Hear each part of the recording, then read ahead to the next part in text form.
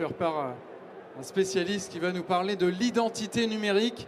Là aussi, un sujet ô combien important et intéressant qui nous concerne toutes et tous. Donc, je vous demande d'accueillir Antoine Derbal, qui est directeur marketing du groupe La Poste, pour son exposé sur l'identité numérique. Merci Antoine, bienvenue. Voilà, vous avez le micro. Et c'est parti, merci. Bonjour. Je voudrais commencer par une petite expérience. Vous vous êtes tous inscrits sur le site du FIC pour être présent aujourd'hui. Et quand vous vous êtes inscrits, vous avez rentré un nom, un prénom, une entreprise, peut-être un email professionnel, et puis vous avez rentré un mot de passe.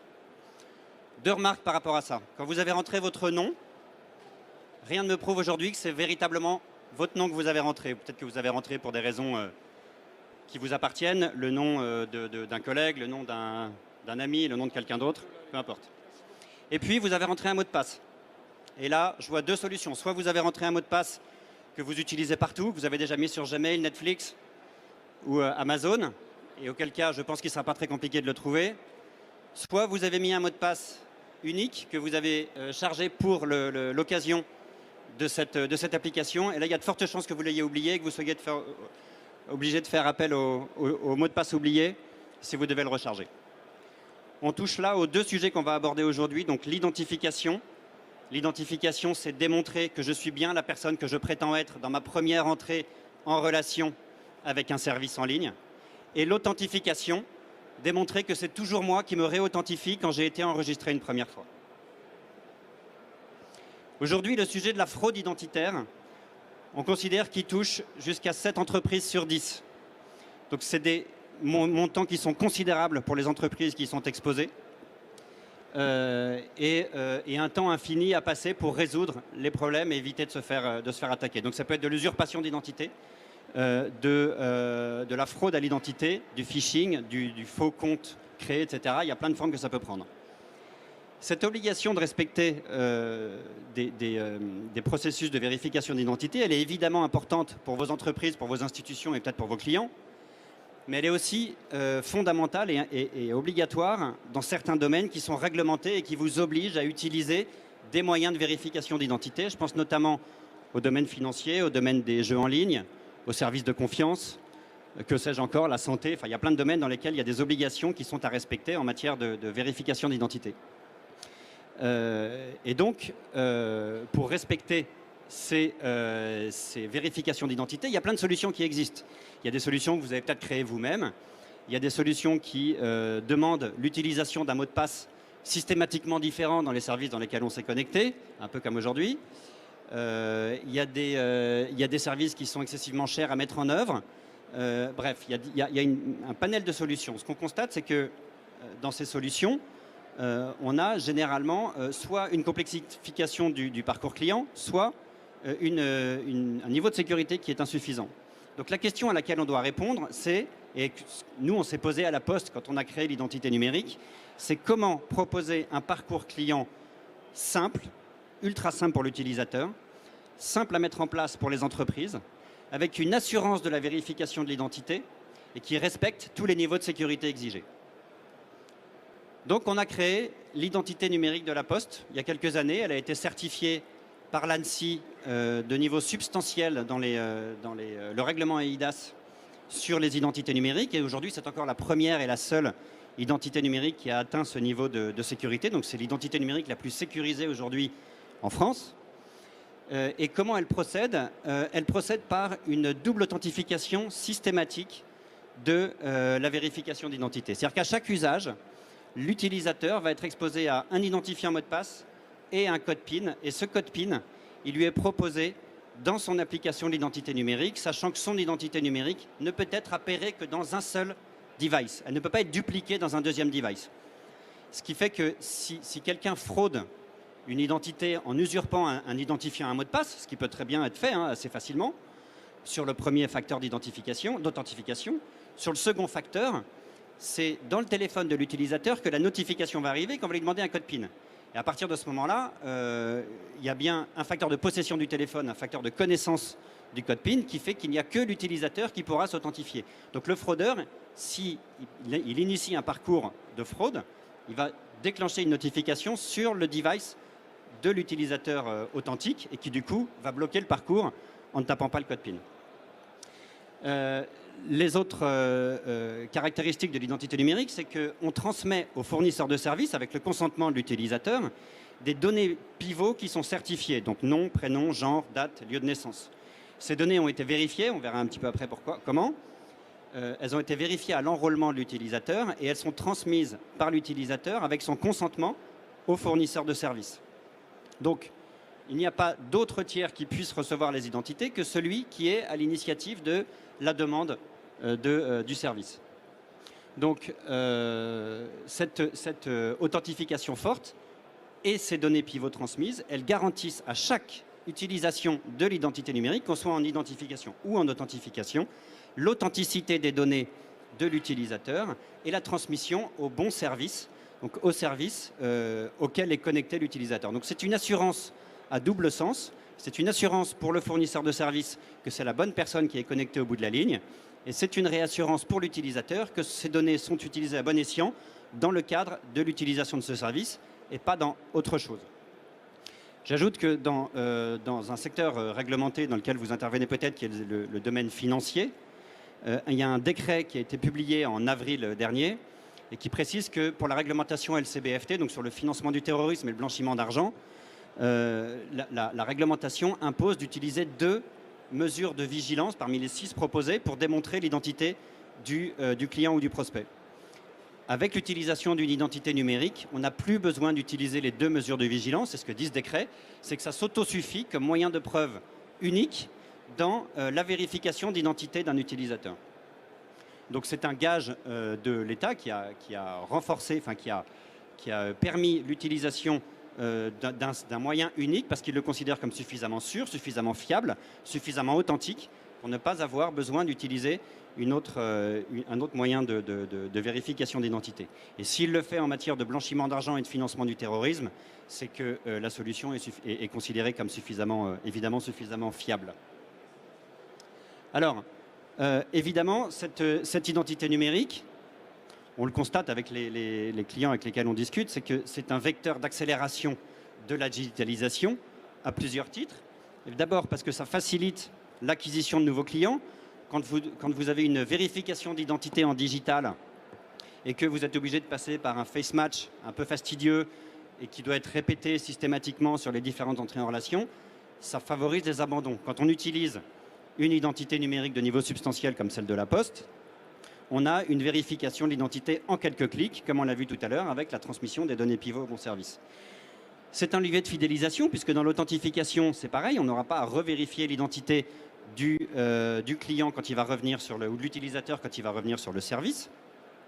Et donc, l'utilisateur sera enclin à retourner plus couramment, plus fréquemment sur le service, parce qu'il sait d'abord que c'est simple pour lui d'y aller, que c'est sécurisé, et qu'il n'y a pas de difficulté dans le parcours. Ça respecte les exigences réglementaires, puisque l'identité numérique, par son aspect substantiel, respecte elle-même une série de règlements. On a parlé d'LCBFT, mais on respecte également des règlements parmi les différents règlements EIDAS qui existent en matière de services de confiance, que ce soit en lettres recommandées électroniques, que ce soit en signature électronique, etc. Il y a plein de services dans lesquels l'identité numérique respecte, par son caractère substantiel, toutes ces réglementations existantes. Donc, un client qui utilise une entreprise qui utilise l'identité numérique pour accéder à ces services adhère de fait, respecte de fait la réglementation à laquelle il doit souscrire par l'utilisation de l'identité numérique qui elle-même le respecte. Donc indirectement, on apporte cette valeur dans l'utilisation. Et puis des optimisations de coûts de KYC. Il y a une étude Roland Berger qui démontre que 70% des coûts d'entrée en relation digitale peuvent être économisés par l'utilisation d'une identité numérique, puisque, encore une fois, en quelques clics, on a la validation, on n'est pas obligé de passer par une série de vérifications. Donc là, on a pris un exemple dans le domaine bancaire, mais on pourrait en prendre bien d'autres, comme on n'a qu'un quart d'heure, voilà, mais bien d'autres dans d'autres secteurs. Un mot sur l'utilisateur. L'utilisateur, il a donc la récurrence de l'habitude de son application. Aujourd'hui, il peut déjà accéder à plus de 900 services par le biais du portail France Connect dans lequel est présente l'identité numérique. Donc il connaît son usage. Il est rassuré par le fait que c'est opéré par un tiers de confiance qu'est la Poste, qui n'est pas une entreprise complètement comme les autres et qui respecte ses données personnelles. Et puis surtout, il a un usage unique, c'est-à-dire que le parcours de vérification d'identité et de transmission de ces données est toujours le même. Il n'a pas affaire à un nouveau service, à un nouvel usage et des écrans qu'il ne connaît pas forcément et puis des doutes qu'il pourrait avoir sur l'authentification du service. Donc là, il a à chaque fois les mêmes écrans qui lui sont proposés, identifier un mot de passe, notification dans l'application, code PIN et c'est réglé. Donc, et puis son identité, pour lui, elle a été vérifiée dans un parcours d'enrôlement. Ce parcours d'enrôlement, il est accessible à tous, puisqu'on peut vérifier son identité à la fois dans les bureaux de poste qui sont présents sur tout le territoire. Il peut faire vérifier son identité par le passage d'un facteur à domicile. Donc dans les deux cas, il y a un agent de la Poste ou un facteur qui va vérifier la corrélation entre la pièce d'identité, les données qui sont présentes sur la pièce, la photo, la personne et les données qu'il a remplies pour s'enrôler. Quelques points de vérification également sur la pièce d'identité. Ou alors utiliser un processus digital par l'utilisation d'une lettre commandée électronique qui elle-même est certifiée par l'ANSSI et qui permettra également de démontrer l'identité. Donc cette accessibilité, pour la Poste, c'est un facteur qui est, si j'ose dire, qui est très important, puisque la Poste a cette vocation à être accessible et universelle. Universelle, évidemment, puisqu'il suffit d'être français, majeur, de détenir un titre d'identité qui est soit un passeport, soit une carte nationale d'identité, soit un titre de séjour en cours de validité. C'est la notion qu'on ajoute sur les titres de séjour parce qu'ils ne sont pas forcément renouvelés. Et puis, même plus forcément aujourd'hui de résider sur le territoire français, puisqu'on est en train d'acquérir bientôt la totalité des Français présents à l'étranger, qui pourront également, enfin une grande partie d'entre eux peut déjà le faire, et bientôt tous les Français de l'étranger pourront également se créer une identité numérique. Donc vous pouvez également aller solliciter des Français qui ne résident pas sur le territoire par l'utilisation de l'identité numérique. Et puis utile évidemment pour l'utilisateur qui reconnaît son parcours, qui a l'habitude des parcours qu'il utilise. Et puis utile, on l'a vu, pour les entreprises qui peuvent installer l'identité numérique de façon très simple. On se fonde sur des normes, on est branché en API sur des normes qui sont universellement reconnues par le marché, donc très simple à mettre en place. Utile parce que ça respecte la réglementation, on l'a vu. Utile parce que on n'est pas en 2 jours d'installation des applications, on est immédiatement en conformité avec les réglementations auxquelles on doit souscrire. Donc voilà une présentation succincte de l'identité numérique. N'hésitez pas à passer nous voir sur notre site. On est juste derrière au stand de B7. Si vous voulez plus d'explications, on pourra vous faire une démonstration du service et des autres services de DocaPost qui sont également présents sur le service et qui sont dans le domaine des services de confiance. Je vous remercie. Merci Antoine Derbail. C'est vrai qu'on peut dire que le groupe La Poste en matière de transition numérique, c'est un modèle. Donc bravo, parce que c'est un sacré travail qui a été effectué. Et on continue toujours de recevoir notre courrier aussi. Et c'est pas fini. Ah oui, évidemment. Alors, les facteurs sont aussi là pour ça, bien sûr. Merci beaucoup. Est-ce que quelqu'un a éventuellement une question à poser à Monsieur Derbail avant d'enchaîner? Forcément, une question. Voilà, là-bas. Hop.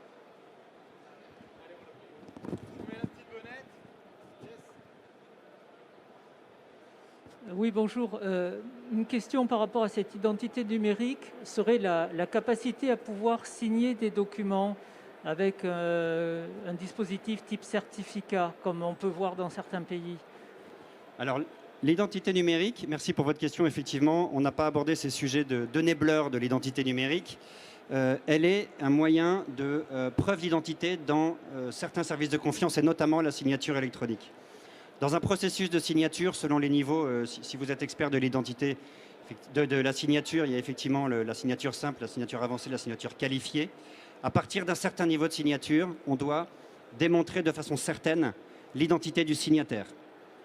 Et l'identité numérique est un enabler dans les outils de signature, puisqu'elle permet, et on opère déjà avec les services de signature de DocaPost, la preuve d'identité dans de la signature avancée et dans la signature qualifiée d'ici quelques jours à peine. Est-ce que je réponds à votre question ou... Ouais. Dernière question peut-être? Là-bas, monsieur.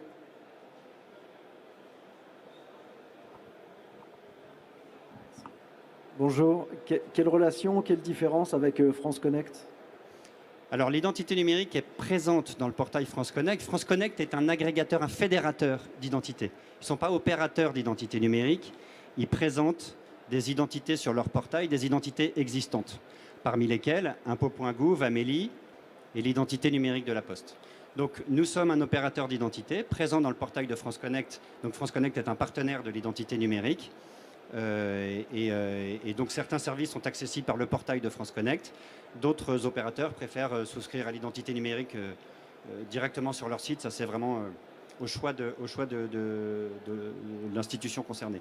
Mais en tout cas, effectivement, la différence, c'est que nous sommes opérateurs d'identité numérique quand France Connect est un fédérateur d'identité.